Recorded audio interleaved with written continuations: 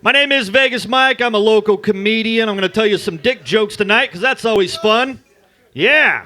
I'm liking your energy, man. Coming in for the high five. Let's do this. All right. Yeah. Stay on stage. All right. I'm a cancer survivor. That's a true story. Learned a very important lesson. Yeah. Thank you. Learned a very important lesson from cancer. Pass it on to you guys. If you're ever in a hospital and you're hooked up to a heart monitor, do not masturbate. Scares the nurses a lot. Yeah. Had testicular cancer, which means I only have to worry about my nuts sticking to my leg half the time now. Yeah, it was awesome. Got a lot of good, got a lot of bad out of cancer. Really did. One of the good things is I stopped giving a fuck about things. I smoke now, 2 packs a day. It's not going to get me twice, right? I drink like a fish, not because I'm Irish, but because I just said, fuck it, why not? That's right, I really beat cancer, because it's not going to get me. It's going to be one of those other things, like medicinal marijuana. There you go. I think it's funny that the guy over here was doing jokes about rolling joints. That's awesome. Woo. That was a wheelchair joke. I'm sorry, it was a cheap shot. All right. Oh. It's okay, he did jokes, and they were funny. Good job tonight, buddy. Good job tonight. Kept having this reoccurring nightmare. That was one of the bad things from cancer. I'd wake up and I'd be on my air mattress, right? Because I'm a comic and I make a lot of money doing this. And I would wake up and I was still in my dream though. And that air mattress was floating out on an ocean somewhere, right? And it was just floating away and I turned to my right and there, floating away from the mattress, I see my one ball. And I scammer to the edge of it and I'm like, Wilson! Wilson, I'm sorry! Wilson!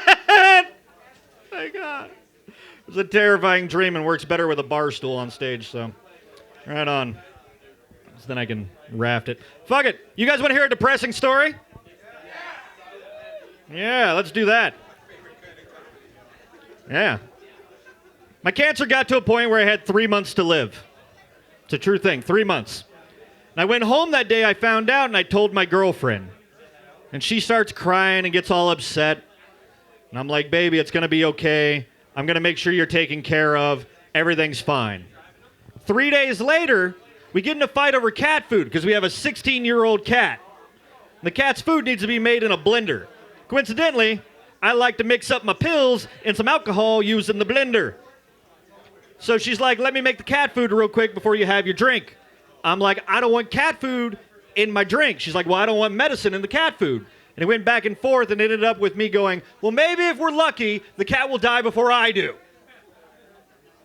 She got all upset, started crying, ran out of the room. She's like, ran. I'm like, baby, is that for me or the cat? What are you upset about? She yells back, I love you, Marshmallow. Sounds like a cute pet name, right? It's because it was the pet's fucking name. Yeah. So we break up, packing all my shit in my car. I'm loading up boxes and I'm carrying them. She's standing in the doorway. She's like, don't be upset. You won't have to dwell on it for long. Right? What a bitch, right? In that moment, Whitesnake starts playing in my head. I'm like, here I go again on my own. Loading my boxes. I'm driving away. And ladies, you ever had like a guy like calls your phone and like blows it up after a breakup? Guys, I know some of you have been that guy. I was that guy. Because I'm driving away, and suddenly it hits me, and I call her, and it goes straight to voicemail. And I'm like, fucking you, fucking, why don't you call? I missed, bitch. Call me. It was an old phone. It's still closed, like, flip. So 18 hours later, I'm at a buddy's place. I'm on Facebook, and I get a message from this guy who had always been trying to get into our relationship, steal her away from me, right? And the message reads, hey, man, thanks for the opportunity. Right? And then he gave me a chat transcript of her making a date with him. And says, by the way, that date was last night, and I fucked her. Here I am with 3 months left to live. Been out of my own house for 18 hours. But I'm not mad because, bros before hoes. And I go to the shower. I get in there. And I start crying for the first time in a really long time, harder than I've ever cried in my life. My hand's up against the wall and the water's running down. It's gone cold at this point, and everything is just weighing down on me. You know, the weight of the world is just pressing down. And for the first time since this whole thing began, I started to give up. It was the end of my life. You know, like I didn't care anymore. Like I had 3 months left to live. What was the point of going on? The love of my life just fucked some other guy. And he bragged about it to me. And in that moment, my heart stopped. And I hit the ground really hard. My buddy heard me. He heard me hit the ground. He runs upstairs and he sees me and he calls 911. And he starts giving me CPR because he's a faggot.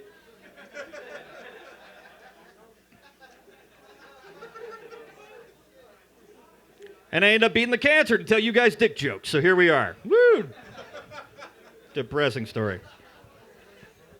It's one of the reasons why I hate Facebook now. It really is. I fucking hate Facebook, but I love messing with people on it. Yes, sir. Because Facebook has two of the best features on the planet. You can edit and delete statuses. Best thing on the planet, because what I'll do is I'll post a status update and I'll say something like, hey, like this if you think puppies are awesome. And I'll get like 87 likes on that shit, right? But then I'll edit it. I'll be like this if you think the female orgasm is a myth.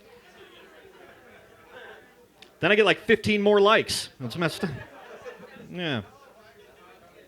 Or what I'll do is I'll find a friend who's posted a fresh status update that no one's seen yet, right?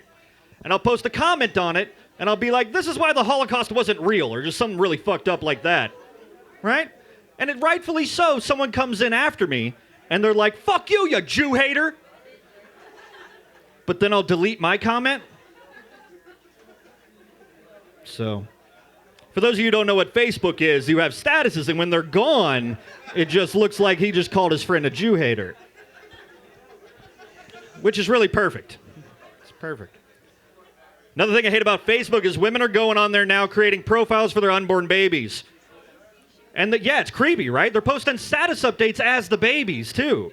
Yeah, saying stuff like, oh, I can't wait to get out in 6 months, meet my new family. Like it's some little ghost baby inmate or some shit, or Twant San Quentin.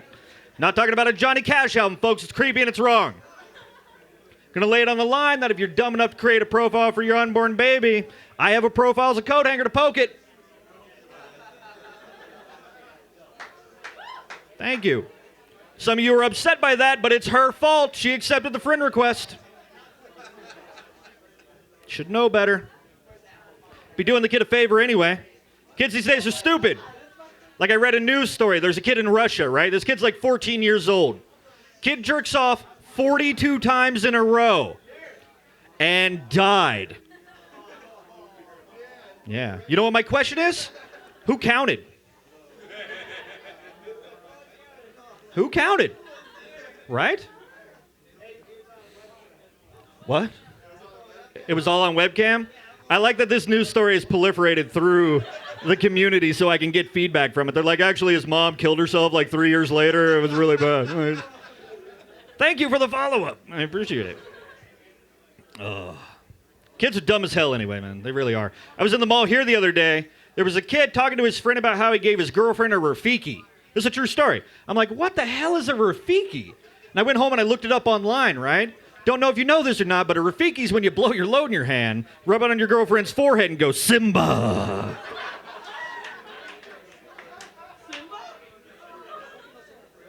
And they say romance is dead. You know. You know what I love performing with? I know you said stay on stage, sorry. But I love performing when someone has their back to me. How you doing, buddy? You are welcome. It's good to see you here. I'm glad you're here, buddy. I'm going to give you a hug. Too. I love you know what I love more than Simba? What? Personal boundaries. There we go. Clearly. Thank you guys for coming out and supporting all the artists here tonight. Thank you so much. I'm Vegas Mike. Thank you so much.